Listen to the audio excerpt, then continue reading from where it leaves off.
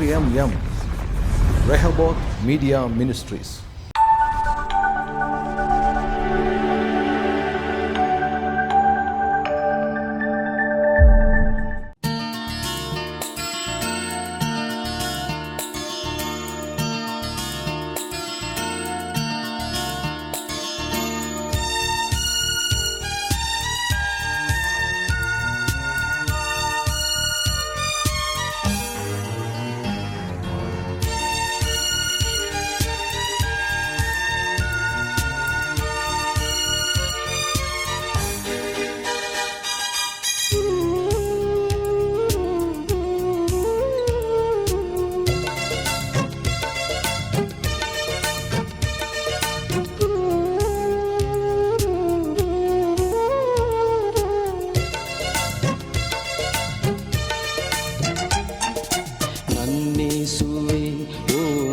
ಪ್ರಭುವೇ ಸ್ತುತಿಸಿ ನಾ ಕೊಂಡಾಡುವೆ.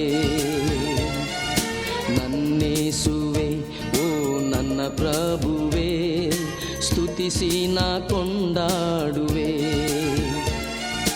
ಕರುಣಿಸು ನನ್ನನು ನಿನ್ನಾಯ ಹಸ್ತದಿ, ಕರುಣಿಸು ನನ್ನನು ನಿನ್ನಾಯ ಹಸ್ತದಿ, ಕೈ ಹಿಡಿದು ನಡೆಸೆನ್ನನು. ನಿನ್ ಕೃಪೆಯು ನನಗಿರಲಿ. ನನ್ನೇಸುವೆ ಓ ನನ್ನ ಪ್ರಭುವೇ ಸ್ತುತಿಸಿ ನಾ ಕೊಂಡಾಡುವೆ. ನನ್ನೇಸುವೆ ಓ ನನ್ನ ಪ್ರಭುವೇ ಸ್ತುತಿಸಿ ನಾ ಕೊಂಡಾಡುವೆ.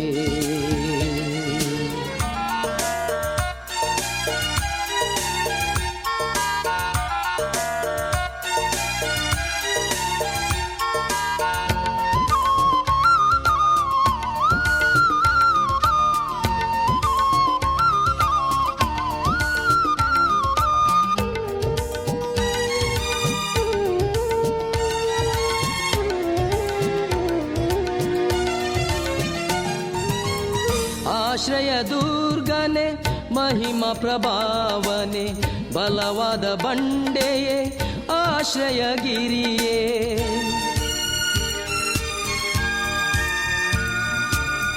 ರಾಜಾದಿರಾಜನೆ ಜೀವ ಸ್ವರೂಪನೆ, ಇಮ್ಮನುವೇಲನೆ ನಿತ್ಯನಾದ ತಂದೆಯೇ.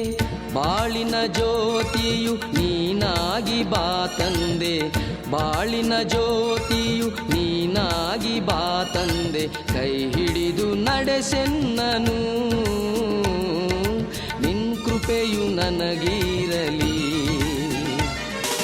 ನನ್ನೇಸುವೆ ಓ ನನ್ನ ಪ್ರಭುವೇ ಸ್ತುತಿಸಿ ನಾ ಕೊಂಡಾಡುವೆ. ನನ್ನೇಸುವೆ ಓ ನನ್ನ ಪ್ರಭುವೇ ಸ್ತುತಿಸಿ ನಾ ಕೊಂಡಾಡುವೆ.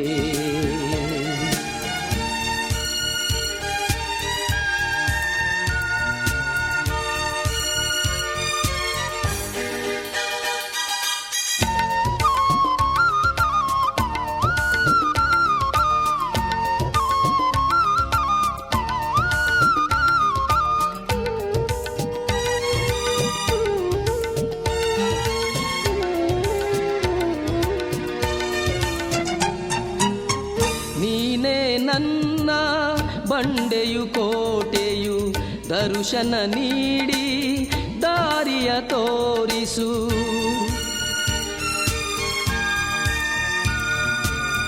ನೀನೇ ನನ್ನ ಬಂಡೆಯು ಕೋಟೆಯು, ದರ್ಶನ ನೀಡಿ ದಾರಿಯ ತೋರಿಸು. ನನ್ನ ಶರಣನೆ ವಿಮೋಚಕನೆ ನೀ, ನನ್ನ ಶರಣನೆ ವಿಮೋಚಕನೆ ನೀ, ಕೈ ಹಿಡಿದು ನಡೆಸೆನ್ನನು. ನಿನ್ ಕೃಪೆಯು ನನಗಿರಲಿ. ನನ್ನೇಸುವೆ ಓ ನನ್ನ ಪ್ರಭುವೇ ಸ್ತುತಿಸಿ ನಾ ಕೊಂಡಾಡುವೆ. ನನ್ನೇಸುವೆ ಓ ನನ್ನ ಪ್ರಭುವೇ ಸ್ತುತಿಸಿ ನಾ ಕೊಂಡಾಡುವೆ. ಕರುಣಿಸು ನನ್ನನು ನನ್ನನ್ನು ನಿನ್ನಾಯ ಹಸ್ತದಿ ಕರುಣಿಸು ನನ್ನನ್ನು ನಿನ್ನಾಯ ಹಸ್ತದಿ ಕೈ ಹಿಡಿದು ನಡೆಸೆನ್ನನು ನಿನ್ ಕೃಪೆಯು ನನಗಿರಲಿ ನನ್ನೇಸುವೆ ಓ ನನ್ನ ಪ್ರಭುವೇ ಸ್ತುತಿಸಿ ನಾ ಕೊಂಡಾಡುವೆ ನನ್ನೇಸುವೆ ಓ ನನ್ನ ಪ್ರಭುವೇ ಸ್ತುತಿಸಿ ನಾ ಕೊಂಡಾಡುವೆ ಜೀವವಾಕ್ಯ ಕಾರ್ಯಕ್ರಮಕ್ಕೆ ನಿಮಗೆ ಸ್ವಾಗತ ಬಯಸ್ತಿದ್ದೇವೆ. ಬನ್ನಿರಿ, ಇವತ್ತಿನ ದಿವಸ ನಾವು ಇನ್ನೊಂದು ತರಬೇತಿಯ ಶೈಲಿಯ ಅಧ್ಯಯನವನ್ನು ನಾವು ಮಾಡಿಕೊಳ್ಳಲಿಕ್ಕಿದ್ದೇವೆ. ನಿಮ್ಮಿಂದ ನಮಗೆ ಪ್ರತಿಕ್ರಿಯೆಗಳು ಲಭಿಸಿದ್ದಕ್ಕಾಗಿ, ತಿಳಿಸಿದ್ದಕ್ಕಾಗಿ ನಿಮಗೆ ಧನ್ಯವಾದಗಳು. ಹೌದು, ಈ ರೀತಿಯಾಗಿ ಒಂದು ಹೋಲಿಕೆಯ ಅಧ್ಯಯನ, ಕಂಪ್ಯಾರಿಟಿವ್ ಸ್ಟಡಿ ನಾವು ಮಾಡ್ತಾ ಇರೋದರಿಂದ ಅದನ್ನು ಬರೆದ್ರೆ ಒಳ್ಳೆಯದಂತ ಅನ್ನಿಸ್ತು. ಆದ ಕಾರಣ ಬರೆದು ನಾವು ವ್ಯಾಸಂಗ ಮಾಡಿಕೊಳ್ತಾ ಇದ್ದೀವಿ, ಅಧ್ಯಯನ ಮಾಡಿಕೊಳ್ತಿದ್ವಿ. ನಿಮ್ಮ ಅಭಿಪ್ರಾಯಗಳನ್ನು ನಮಗೆ ತಿಳಿಸಿದ್ದಕ್ಕೆ ಧನ್ಯವಾದಗಳು, ಮತ್ತು ತಿಳಿಸಿರಿ, ಸಲಹೆ ಕೂಡ ಕೊಡಬೇಕೆಂಬುದಾಗಿ ವಿನಂತಿ. ಇವತ್ತಿನ ವಿಷಯ ಅದೇ ಪಾಪದ ಬಗ್ಗೆ. ನಾವು ಮಾನವನ ಮಹಾ ಸಮಸ್ಯೆ ಪಾಪ ಅಂತ ನಾವು ನೋಡಿಕೊಂಡೆವು, ಮತ್ತು ಪಾಪದ ಪರಿಣಾಮಗಳು ಎಷ್ಟು ಭಯಂಕರವಾಗಿದೆ ಅನ್ನುವಂಥದ್ದನ್ನು ಕೂಡ ತಿಳಿಸಲಾಯಿತು, ಅಧ್ಯಯನ ನಾವು ಮಾಡಿಕೊಂಡಿದ್ದೀವಿ. ಇವತ್ತಿನ ದಿವಸ ಪರಿಣಾಮ ನಾವು ನೋಡಿದ್ವಿ, ಆದರೆ ಪಾಪಕ್ಕೆ ಪರಿಹಾರ ಏನು? ಪರಿಹಾರ ಇದನ್ನೇ ನಾವು ಇವತ್ತಿನ ದಿವಸ ನಾವು ನೋಡ್ತೀವಿ. ಆದರೆ ಅದೇ ಸಂದರ್ಭದಲ್ಲಿ ಪರಿಹಾರ, ಅದಕ್ಕೆ ಒಂದು ಪರಿಚಯ ರೂಪದಲ್ಲಿ ನಾನು ಹೇಳಿಬಿಟ್ಟು ಅನಂತರ ಪಾಪಕ್ಕೆ ಇದು ವಿಶ್ವ ಸಮಸ್ಯೆ ಅಂತ ಹೇಳ್ಬೋದು, ಯೂನಿವರ್ಸಲ್ ಪ್ರಾಬ್ಲಮ್. ಯಾಕಂತ ಹೇಳಿದ್ರೆ ಎಲ್ಲ ಮಾನವರಿಗೂ ಇರ್ತಕ್ಕಂಥದ್ದು ಇದು. ಪಂಡಿತನಾಗಿರ್ಬೋದು, ಭಕ್ತನಾಗಿರ್ಬೋದು, ಚಿಕ್ಕವರಾಗಿರ್ಬೋದು, ದೊಡ್ಡವರಾಗಿರ್ಬೋದು, ಸ್ತ್ರೀ ಪುರುಷರಂತ ಏನು ಭೇದವಿಲ್ಲದೆ ಎಲ್ಲರಿಗೂ ಇರುವಂಥ ಈ ಸಮಸ್ಯೆ ಪಾಪ. ಆ ಪಾಪಕ್ಕೆ ಬೇರೆ ಬೇರೆ ಹೆಸರುಗಳು: ಮಾಯೆ, ಅವಿಧೇಯತೆ, ಅನೀತಿ, ಅಪರಾಧ, ಈ ರೀತಿಯಾಗಿ ಬೇರೆ ಬೇರೆ ಹೆಸರುಗಳು, ಬೇರೆ ಬೇರೆ ರೀತಿಯಲ್ಲಿ, ವಿಧದಲ್ಲಿ ಈ ಪಾಪ ಮಾನವನನ್ನು ಕಾಡಿಸ್ತಾ ಇದೆ. ಹೀಗಿರುವಾಗ ಒಂದು ಮಾತು ಹೇಳಿ ನಾನು ಪ್ರಾರಂಭ ಮಾಡಲಿಕ್ಕೆ ಇಷ್ಟಪಡ್ತೇನೆ. ಅದು ಗೀತೆಯಲ್ಲಿ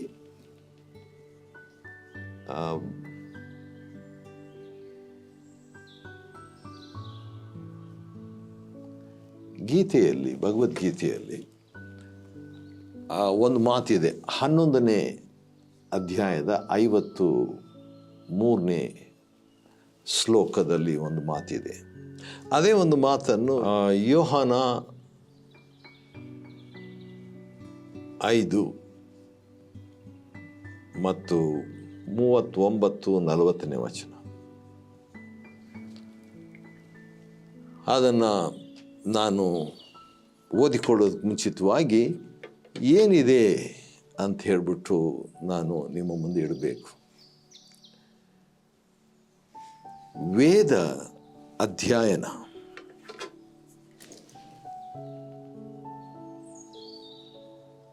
ವೇದಾಧ್ಯಯನ, ತಪಸ್ಸು,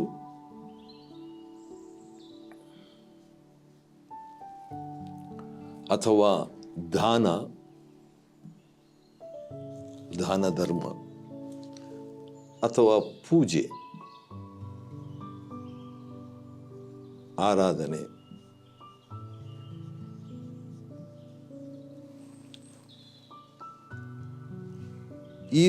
ಇವುಗಳಿಂದ ಇವೆಲ್ಲ ಭಾಳ ಒಳ್ಳೆಯದು.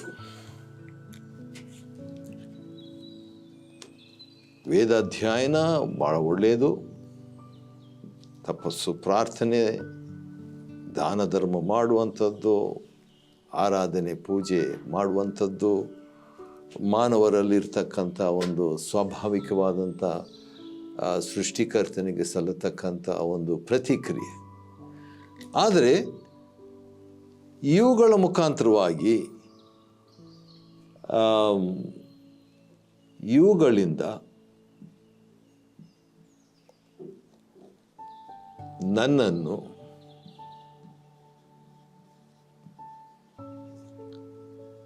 ಕಾಣಲಾರೆ ಅಂತ ಹೇಳ್ಬಿಟ್ಟು ಗೀತೆಯಲ್ಲಿ ಈ ಒಂದು ಮಾತು ಬರೆಯಲಾಗಿದೆ. ಅದೇನೆಂದರೆ, ಇದೆಲ್ಲ ಒಳ್ಳೆಯದು, ಆದರೆ ಒಂದು ದೇವರ ಪ್ರಕಟಣೆ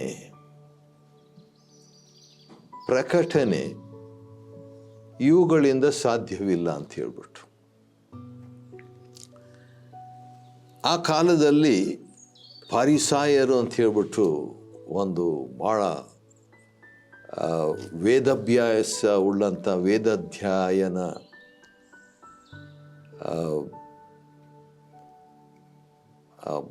ಒಂದು ರೀತಿಯಿಂದ ಪಂಡಿತರಂತ ಹೇಳ್ಬೋದು. ಅಂಥವು ಅವರು ಬಹಳ ದಾನ ಧರ್ಮಗಳನ್ನು, ತಪಸ್ಸನ್ನು, ಪೂಜೆ, ಆರಾಧನೆ ಇವುಗಳನ್ನೆಲ್ಲ ಮಾಡ್ತಿದ್ರು. ಆದರೆ ಇವುಗಳಿಂದ ದೇವರ ಪ್ರಕಟಣೆ ಅವರಿಗೆ ಕೂಡ ಸಿಗಲಿಲ್ಲ. ಯಾಕಂದರೆ ನೀವು ಶಾಸ್ತ್ರಗಳನ್ನು ಅಥವಾ ದೇವರ ವಾಕ್ಯಗಳನ್ನು ನೀವು ವಿಚಾರಿಸ್ತೀರಿ. ಅವರು ವಿಚಾರ ಮಾಡ್ತಿದ್ರು ಅಥವಾ ವ್ಯಾಸಂಗ ಮಾಡ್ತಿದ್ರು, ವೇದಾಭ್ಯಾಸ ಮಾಡ್ತಾಯಿದ್ರು. ಆದರೆ ಅಷ್ಟೆಲ್ಲ ಮಾಡಿದ್ರು ಕೂಡ ಯಾಕೆ ಮಾಡ್ತಾ ಇದ್ರು ಅಂದರೆ, ಅದರಲ್ಲಿ ನಿತ್ಯ ಜೀವ. ಈ ನಿತ್ಯ ಜೀವಕ್ಕೆ ಇನ್ನೊಂದು ಹೆಸರು ದೈವಿಕ ಸ್ವಭಾವ ಅಂತ ಹೇಳ್ಬೋದು. ಈ ದೈವಿಕ ಸ್ವಭಾವ ಶಾಸ್ತ್ರದಲ್ಲಿ ಇದೆ, ಶಾಸ್ತ್ರ ಅಧ್ಯಯನದಲ್ಲಿ ಇದೆ ಅಂತ ಹೇಳ್ಬಿಟ್ಟು ನೀವು ಅದನ್ನು ವಿಚಾರ ಮಾಡ್ತಾ ಇದ್ದೀರಿ, ವ್ಯಾಸಂಗ ಮಾಡ್ತಿದ್ದೀರಿ, ವೇದ ಅಧ್ಯಯನ ಮಾಡ್ತಾ ಇದ್ದೀರಿ. ಆದರೆ ನೀವು ಕಾಣಲಾರಿ, ನನ್ನನ್ನು ನೀವು ನೋಡ್ಕೊಳ್ಳಿಕ್ಕಾಗಲ್ಲ, ನನ್ನ ಪ್ರಕಟಣೆ ನಿಮಗೆ ಸಿಗಲ್ಲ, ನನ್ನ ದರ್ಶನ ನಿಮಗೆ, ಇದೆಲ್ಲ ಒಳ್ಳೆಯದೇ, ಆದರೆ ಇದರಿಂದ ನಿಮಗೆ ನನ್ನ ದರ್ಶನ ಸಿಗೋದಿಲ್ಲ ಅಂತ ಹೇಳ್ಬಿಟ್ಟು ಗೀತೆಯಲ್ಲಿನೂ ಅದೇ ಮಾತಿದೆ, ಬೈಬಲ್ನಲ್ಲಿ ಕೂಡ ಅದೇ ಮಾತಿದೆ ರೀ. ಹಾಗಾದರೆ ಯಾವ ರೀತಿಯಾಗಿ ದೇವರ ಪ್ರಕಟಣೆ ಹೊಂದುವುದು?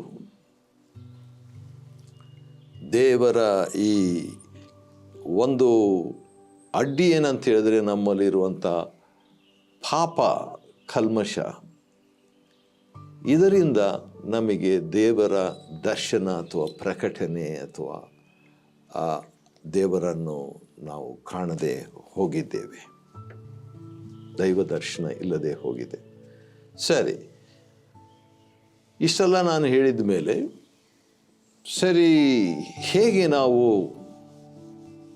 ದೇವರ ಜೊತೆಯಲ್ಲಿ ಒಂದು ಅನ್ಯೋನ್ಯತೆಯನ್ನು ಹೊಂದಬೇಕು, ಹೇಗೆ ದೇವರ ದರ್ಶನವನ್ನು ನಾವು ಪಡ್ಕೊಳ್ಬೇಕು? ಅಥವಾ ದರ್ಶನ ಅಂತ ಹೇಳಿದಾಗ ದೇವರು ಸಾಕ್ಷಾತ್ ದೊಡ್ಡ ರೀತಿಯಲ್ಲಿ ಕಾಣಿಸ್ಕೊಳ್ಳೋದಲ್ಲ, ಚಿಕ್ಕ ರೀತಿಯಲ್ಲಿ, ಸಣ್ಣ ಸಣ್ಣ ರೀತಿಯಲ್ಲಿ ದೇವರ ಒಂದು ಪ್ರಕಟಣೆಯ ಬಗ್ಗೆ ನಾನು ಮಾತಾಡ್ತಾ ಇದ್ದೇನೆ. ಪ್ರಕಟಣೆ ಹೋದ ಸಾರಿ ನಾನು ಹೇಳಿದೆ, ಆದರೂ ಕೂಡ ಇನ್ನೊಂದು ಸಾರಿ ಹೇಳಲಿಕ್ಕೆ ಇಷ್ಟಪಡ್ತೇನೆ. ಪ್ರಕಟಣೆ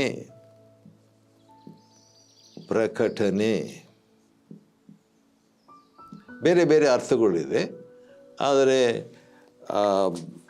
ದೈವಿಕವಾಗಿ ಪ್ರಕಟಣೆ ಅಂದರೆ ದೇವರು ಕೊಡುವ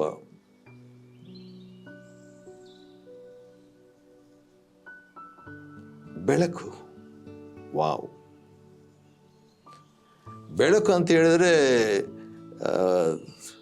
ಲೈಟ್ ಬಗ್ಗೆ ಅಥವಾ ದೀಪದ ಬಗ್ಗೆ ಹೇಳ್ತಾ ಇಲ್ಲ, ಇದು ಆತ್ಮೀಕ ಬೆಳಕು. ದೇವರು ಕೊಡುವಂಥ ದಿವ್ಯ ದರ್ಶನ, ದಿವ್ಯ ಬೆಳಕು. ಈ ಒಂದು ಅನುಭವ ಸೃಷ್ಟಿಗಳಾಗಿರುವಂಥ ನಮಗೆ ದೇವರು ಕೊಡಲಿಕ್ಕೆ ಇಷ್ಟಪಡ್ತಾನೆ. ಅದು ಒಂದು ಪರಿಹಾರವಾಗಿ ನಮಗೆ ಬರುವಂಥದ್ದಾಗಿದೆ. ಪುರಂದರದಾಸರು ವಾವ್ ಈ ಪರಿಹಾರದ ಬಗ್ಗೆ ಒಂದು ಮಾತು ಹೇಳಿದ್ದಾರೆ. ಆದ ಕಾರಣ ಅದನ್ನು ನಾನು ಓದಲೇಬೇಕು. ಇದು ಪರಿಚಯವಾದಂಥ ಒಂದು, ನನಗೆ 7ನೇ ಕ್ಲಾಸಿಂದ ಇದು ಪರಿಚಯವಾದಂಥ ಒಂದು ಪದ್ಯ. ಇದು ನನಗಿಷ್ಟವಾದದ್ದು. ಅದನ್ನು ನಿಮಗೋಸ್ಕರವಾಗಿ ಓದ್ತೇನೆ, ಕೇಳಿಸ್ಕೊಳ್ಳಿ. ಬೇವು ಬೆಲ್ಲದೊಳಿಡಲೇನು ಫಲ, ಹಾವಿಗೆ ಹಾಲೆರದೇನು ಫಲ. ಕುಪಿತನವನ್ನು ಬಿಡದೆ ನಿರಂತರ ಉಪವಾಸ ಮಾಡಿದರೇನು ಫಲ. ಕುಟಿಲವ ಬಿಡದಿಹ ಮನುಜರು ಮಂತ್ರವ ಪಠನೆಯ ಮಾಡಿದರೇನು ಫಲ. ಘಾತಕತನವನ್ನು ಬಿಡದೆ ನಿರಂತರ ಗೀತೆಯನ್ನೋದಿದರೇನು ಫಲ. ಮಾತಾಪಿತರನು ಬಳಲಿಸಿದಾತನು ಯಾತ್ರೆಯ ಮಾಡಿದರೇನು ಫಲ. ಕಪಟತನದಲ್ಲಿ ಕಾಡುತ್ತಾ ಜನರನ್ನು ಜಪವನ್ನು ಮಾಡಿದರೇನು ಫಲ. ಅತಿಥಿಗಳ ಎಡೆಯಲ್ಲಿ ಭೇದವ ಮಾಡುತ್ತಾ ಗತಿಯನ್ನು ಬಯಸಿದರೇನು ಫಲ. ಪತಿಗಳ ನಿಂದಿಪ ಸತಿಯರು ಬಹುವಿಧ ವ್ರತಗಳ ಮಾಡಿದರೇನು ಫಲ. ಹೀನ ಗುಣಗಳ ಹಿಂಗದೆ ಗಂಗೆಯ ಸ್ನಾನವ ಮಾಡಿದರೇನು ಫಲ. ಹಾಗಾದರೆ ಅನೇಕ ಪ್ರಶ್ನೆಗಳು, ಏನು ಫಲ, ಏನು ಫಲ, ಏನು ಫಲ ಅಂತ ಹೇಳ್ಬಿಟ್ಟು ನಮ್ಮನ್ನೇ ನಾವು ಪರಿಶೀಲಿಸಿಕೊಂಡು ಪ್ರಶ್ನೆ ಹಾಕಿಕೊಂಡು ವಾಡಿಕೆಯೋಪಾದಿಯಲ್ಲಿ ಯಾಂತ್ರಿಕವಾಗಿ ಅಥವಾ ಧಾರ್ಮಿಕವಾಗಿ ನಮ್ಮ ವಾಹನವನ್ನು ನಾವು ನಡೆಸ್ತಾ ಇದ್ದರೆ ನಡುವೆ ಪ್ರಶ್ನೆ ಹಾಕಿಕೊಳ್ಳುವಂಥದ್ದು ಒಳ್ಳೆಯದು. ನನ್ನ ಆತ್ಮಿಕ ನಾಯಕರು, ಆತ್ಮಿಕರಾಗಿ ಇರುವಂಥ ಒಬ್ಬ ವ್ಯಕ್ತಿ ನನಗೆ ಅನುದಿನವೂ 31 ದಿನಗಳಿಗೆ ಬೇಕಾದಂಥ ಪ್ರಶ್ನೆಯನ್ನು ಹಾಕಿಕೊಳ್ಳುವಂಥ ಒಂದು ಪಟ್ಟಿಯನ್ನು ಕೊಟ್ಟರು ಅನೇಕ ವರ್ಷಗಳ ಹಿಂದೆ. ಅದರಲ್ಲಿ ಇವತ್ತು ನಾನು ಯಾರನ್ನಾದರೂ ನೋಯಿಸಿದ್ದೇನು, ಅಥವಾ ಇವತ್ತಿನ ದಿವಸ ನಾನು ಯಾರ ಬಗ್ಗೆ ಆದರೂ ತೀರ್ಪು ಮಾಡಿದ್ದೇನಾ, ಕೆಟ್ಟದ್ದನ್ನು ಯೋಚಿಸಿದ್ದೇನೆ, ಆ ರೀತಿಯಾಗೆಲ್ಲ ಇರುವಂಥ 31 ವಿಷಯಗಳು. ಆದರೆ ಅನೇಕ ಧಾರ್ಮಿಕ ಕಾರ್ಯಗಳನ್ನು ನಾವು ಮಾಡ್ತೀವಿ, ಅನೇಕ ಚಟುವಟಿಕೆ, ಒಳ್ಳೆಯ ಕೃತ್ಯಗಳನ್ನು ನಾವು ಮಾಡ್ತೀವಿ. ಆದರೆ ಅದರೊಂದಿಗೆ ನಾವು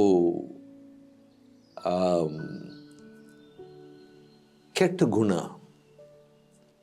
ಅಥವಾ ದುಷ್ಟತನ ಅಥವಾ ಪಾಪ ಮಾಡುವಾಗ ಏನು ಫಲ, ಏನು ಪ್ರಯೋಜನ ಅಂತ ಹೇಳ್ಬಿಟ್ಟು ಪುರಂದರದಾಸರು ಕೇಳಿದ ಪ್ರಶ್ನೆ ನಮ್ಮ ಮನಸ್ಸಿನಲ್ಲಿ ನಾವು ಪ್ರಶ್ನೆ ಹಾಕಿಕೊಳ್ಬೇಕು. ಈ ಬಗ್ಗೆ ದೇವರು ಕೂಡ ಭಕ್ತನಾದ ಯೆಶಾಯನ ಮುಖಾಂತರವಾಗಿ ಹೇಳಿದ ಮಾತನ್ನು ನಾನು ನಿಮಗೋಸ್ಕರವಾಗಿ ಓದಲಿಕ್ಕೆ ಇಷ್ಟಪಡ್ತೇನೆ. ಯಾಕಂತ ಹೇಳಿದರೆ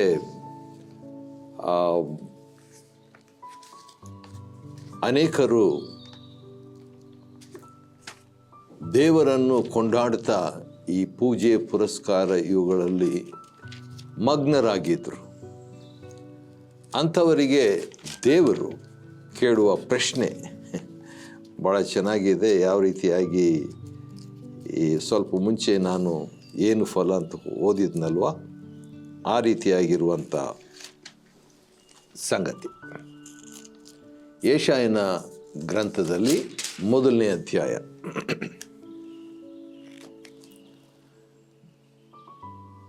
ಯೆಶಾಯ 1ನೇ ಅಧ್ಯಾಯದ ಮತ್ತು 12ನೇ ವಚನದಲ್ಲಿ ಇರುವಂಥ ವಾಕ್ಯ ನಿಮಗೋಸ್ಕರವಾಗಿ ಓದ್ತೇನೆ ರೀ. ನನ್ನ ಸನ್ನಿಧಿಯಲ್ಲಿ, ಅಂದರೆ ದೇವರು ಹೇಳ್ತಾ ಇರೋದು, ನನ್ನ ಸನ್ನಿಧಿಯಲ್ಲಿ ಕಾಣಿಸಿಕೊಳ್ಳಬೇಕೆಂದು ನೀವು ಬರುತ್ತೀರಲ್ಲ, ನನ್ನ ಪ್ರಾಕಾರಗಳನ್ನು ತುಳಿಯಲು ಯಾರು ನಿಮ್ಮನ್ನು ಕೇಳಿಕೊಂಡರು? ಇದು 12ನೇ ವಚನದಲ್ಲಿ ದೇವರು ಪ್ರಶ್ನೆ ಕೇಳೋದು. ನಾವು ನಮ್ಮನ್ನೇ ನಾವು ಪ್ರಶ್ನೆ ಕೇಳ್ಕೊಳ್ಬೇಕು, ಆದರೆ ದೇವರು ನಮಗೆ ಪ್ರಶ್ನೆ ಹಾಕ್ತಿದ್ದಾರೆ. 13ನೇ ವಚನ, ವ್ಯರ್ಥ ನೈವೇದ್ಯವನ್ನು ಇನ್ನು ತಾರದಿರಿ. ನೈವೇದ್ಯ ಬೇಡ ಅಂತ. ಧೂಪವು ನನಗೆ ಅಸಹ್ಯ. ಧೂಪ ಹಾಕ್ಬೇಡ್ರಿ ಅಂತ ದೇವರು. ಅಮಾವಾಸ್ಯೆ, ಸಬ್ಬತ್ ದಿನ, ಕೂಟ ಪ್ರಕಟಣೆ ಇವು ಬೇಡ. ನೋಡ್ರಿ, ಅಧರ್ಮದಿಂದ ಕೂಡಿದ ಸಂಘವನ್ನು ನಾನು ಸಹಿಸಲಾರೆನು. ಮತ್ತು 14ನೇ ವಚನದಲ್ಲಿ ಇನ್ನೂ ಸ್ವಲ್ಪ ಸ್ಟ್ರಾಂಗ್ ಆಗಿ ಭಕ್ತನಾದ ಯೆಶಾಯನ ಮುಖಾಂತರವಾಗಿ ದೇವರು ಹೇಳುವಂಥದ್ದನ್ನು ಇನ್ನೂ ಓದ್ತೇನೆ ರೀ. ನಿಮ್ಮ ಅಮಾವಾಸ್ಯೆಗಳನ್ನು, ಉತ್ಸವ ದಿನಗಳನ್ನು ಹಾಗೆ ಮಾಡುತ್ತೇನೆ, ದೇವರು ಹೇಳೋದು. ಇವು ನನಗೆ ಭಾರ, ಸಹಿಸಲು ಬೇಸರ. ನೀವು ನನ್ನ ಕಡೆಗೆ ಕೈ ಎತ್ತುವಾಗ ನಿಮ್ಮನ್ನು ನೋಡದಂತೆ ನನ್ನ ಕಣ್ಣುಗಳನ್ನು ಮರೆ ಮಾಡಿಕೊಳ್ಳುವೆನು.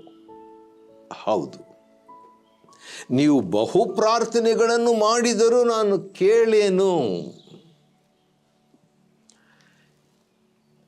ಯಾಕೆ ದೇವರು ಈ ರೀತಿಯಾಗಿ ಅಲ್ಲಿ ಹೇಳ್ತಾ ಇರುವಂಥದ್ದು? ಯಾಕಂತ ಹೇಳಿದ್ರೆ ಇವೆಲ್ಲ ಒಳ್ಳೆಯದೇ. ಒಳ್ಳೆಯದರಲ್ಲಿ ಒಳ್ಳೆಯದು, ಅದರಲ್ಲಿ ಕೆಟ್ಟದ್ದನ್ನು ಮಿಕ್ಸ್ ಮಾಡುವಾಗ, ಮಿಶ್ರಯ ಮಾಡುವಾಗ ದೇವರಿಗೆ ಇಷ್ಟವಿಲ್ಲ. ಹಾಗಾದರೆ ಪಾಪಕ್ಕೆ ಪರಿಹಾರ ಒಳ್ಳೇದು ಮಾಡೋದಂತ ನಾವು ತಿಳ್ಕೊಳ್ತೇವೆ. ಆದರೆ ಈಗಾಗಲೇ ಜನ್ಮ ಪಾಪ, ಕರ್ಮ ಪಾಪ ಅಂತ ಹೇಳ್ಬಿಟ್ಟು ನಮ್ಮಲ್ಲಿ ಇರುವಾಗ ಆ ಒಳ್ಳೆಯದು ಕೂಡ ದೇವರಿಗೆ ಇಷ್ಟವಲ್ಲದೆ ಆಗಿದೆ. ಹಾಗಾದರೆ ಪರಿಹಾರ ಏನು? ಪರಿಹಾರ ಏನು? ಅದೇ ಪ್ರಶ್ನೆ ಮತ್ತೆ ಮತ್ತೆ ಬರ್ತದ್ರೆ.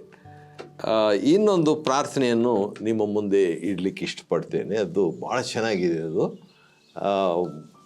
ನನಗಿಷ್ಟವಾದಂಥ ಒಂದು ಪ್ರಾರ್ಥನೆ. ಅದರ ಬಗ್ಗೆ ನಾನು ಬೇಗ ಹೇಳ್ತೇನೆ ರೀ. ಬೃಹತ್ ಅರಣ್ಯಕ ಉಪನಿಷತ್ನಲ್ಲಿ ಈ ರೀತಿಯಾಗಿ ಒಂದು ಪ್ರಾರ್ಥನೆ ಇದೆ. ಅದೇನೆಂದರೆ,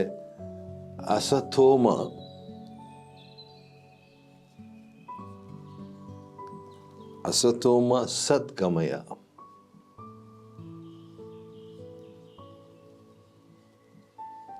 ಅಂದರೆ ಅಸತ್ಯದಿಂದ ನನ್ನನ್ನು ಸತ್ಯಕ್ಕೆ ಸೇರಿಸು.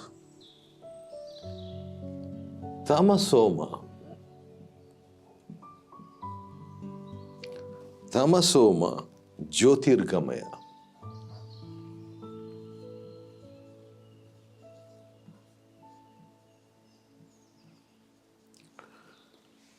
ಅಂದರೆ ಕತ್ತಲೆಯಿಂದ ನನ್ನನ್ನು ಬೆಳಕಿಗೆ ನಡೆಸು, ಅಸತ್ಯದಿಂದ ಸತ್ಯಕ್ಕೆ ನಡೆಸು, ಕತ್ತಲೆಯಿಂದ ನನ್ನನ್ನು ಬೆಳಕಿಗೆ ನಡೆಸು. ಆಮೇಲೆ ಇನ್ನೊಂದು ಚೆನ್ನಾಗಿದೆ, ಮೂರನೆಯದು,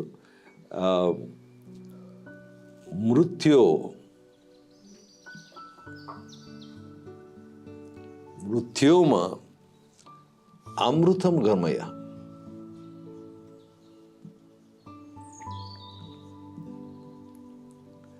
ಅಂದರೆ ನನ್ನನ್ನು ಮರಣದಿಂದ ನಿತ್ಯ ಜೀವಕ್ಕೆ, ನಿರಂತರವಾದ ಜೀವಕ್ಕೆ ನನ್ನನ್ನು ನಡೆಸು. ಹೌದಲ್ವಾ? ಪಾಪದ ನಿಮಿತ್ತವಾಗಿ ಪಾಪವು ಏನು ಮಾಡ್ತದೆ? ನಮ್ಮನ್ನು ಅಸತ್ಯಕ್ಕೆ ನಡೆಸ್ತದೆ. ಪಾಪವು ನಮ್ಮನ್ನು ಕತ್ತಲೆಗೆ ನಡೆಸ್ತದೆ. ಪಾಪವು ನಮ್ಮನ್ನು ಮರಣಕ್ಕೆ ನಡೆಸ್ತದೆ. ಪಾಪವು ಕೊಡುವ ಸಂಬಳ ಮರಣ ಅಂತ ರೋಮ 6:23 ಬರೆಯಲಾಗಿದೆ. ಹಾಗಾದರೆ ನಮಗೆ ಸತ್ಯ ಬೇಕು, ಬೆಳಕು ಬೇಕು, ನಮಗೆ ನಿತ್ಯ ಜೀವ ಬೇಕು. ಏನು ಮಾಡಬೇಕು? ಪಾಪಕ್ಕೆ ಪರಿಹಾರ ಉಂಟು. ಅದರ ಬಗ್ಗೆ ವಿವರವಾಗಿ ನಾವು ನೋಡಿಕೊಡೋಣ. ಮುಂದಿನ ಸರಣಿ ಸಂದೇಶದಲ್ಲಿ ನಿಮ್ಮ ಅಭಿಪ್ರಾಯಗಳನ್ನು ಈ ತರಗತಿಯ ವ್ಯಾಸಂಗ ಬೋಧನೆ ಕುರಿತಾಗಿ ನಮಗೆ ತಿಳಿಸಿರಿ. ನಿಮ್ಮ ಆಲೋಚನೆಗಳನ್ನು, ಸಲಹೆಗಳನ್ನು, ಪ್ರತಿಕ್ರಿಯೆಯನ್ನು ದಯವಿಟ್ಟು ಹಿಂಜರಿಯದೆ ತಿಳಿಸಿರಿ. ದೇವರು ನಿಮ್ಮನ್ನು ಆಶೀರ್ವದಿಸಿರಿ. ಬನ್ನಿ ಪ್ರಾರ್ಥನೆ ಮಾಡೋಣ. ಪ್ರೀತಿ ಸ್ವರೂಪನಾದ ತಂದೆಯೇ, ಹೌದು, ನಮ್ಮನ್ನು ಅಸತ್ಯದಿಂದ ಸತ್ಯಕ್ಕೆ ನಡೆಸು, ಕತ್ತಲೆಯಿಂದ ಬೆಳಕಿಗೆ ನಡೆಸು, ಮರಣದಿಂದ ನಿತ್ಯ ಜೀವಕ್ಕೆ ನಡೆಸು.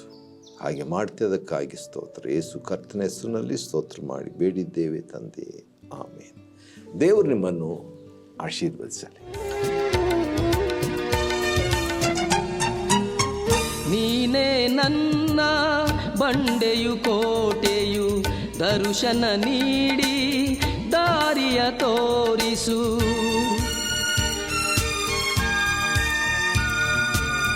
ನೀನೇ ನನ್ನ ಬಂಡೆಯು ಕೋಟೆಯು, ದರ್ಶನ ನೀಡಿ ದಾರಿಯ ತೋರಿಸು. ನನ್ ಶರಣನೆ ವಿಮೋಚಕನೆ ನೀ, ನನ್ ಶರಣನೆ ವಿಮೋಚಕನೆ ನೀ.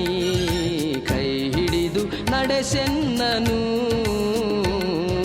ನಿನ್ ಕೃಪೆಯು ನನಗಿರಲಿ. ನನ್ನೇಸುವೆ ಓ ನನ್ನ ಪ್ರಭುವೇ, ಸ್ತುತಿಸಿ ನಾ ಕೊಂಡಾಡುವೆ. ನನ್ನೇಸುವೆ ಓ ನನ್ನ ಪ್ರಭುವೇ, ಸ್ತುತಿಸಿ ನಾ ಕೊಂಡಾಡುವೆ. ಕರುಣಿಸು ನನ್ನನು ನಿನ್ನಾಯ ಹಸ್ತದಿ, ಕರುಣಿಸು ನನ್ನನು ನಿನ್ನಾಯ ಹಸ್ತದಿ. ಕೈ ಹಿಡಿದು ನಡೆಸೆನ್ನನು, ನಿನ್ ಕೃಪೆಯು ನನಗಿರಲಿ. ನನ್ನೇಸುವೆ ಓ ನನ್ನ ಪ್ರಭುವೇ, ಸ್ತುತಿಸಿ ನಾ ಕೊಂಡಾಡುವೆ. ನನ್ನೇಸುವೆ ಓ ನನ್ನ ಪ್ರಭುವೇ, ಸ್ತುತಿಸಿ ನಾ ಕೊಂಡಾಡುವೆ.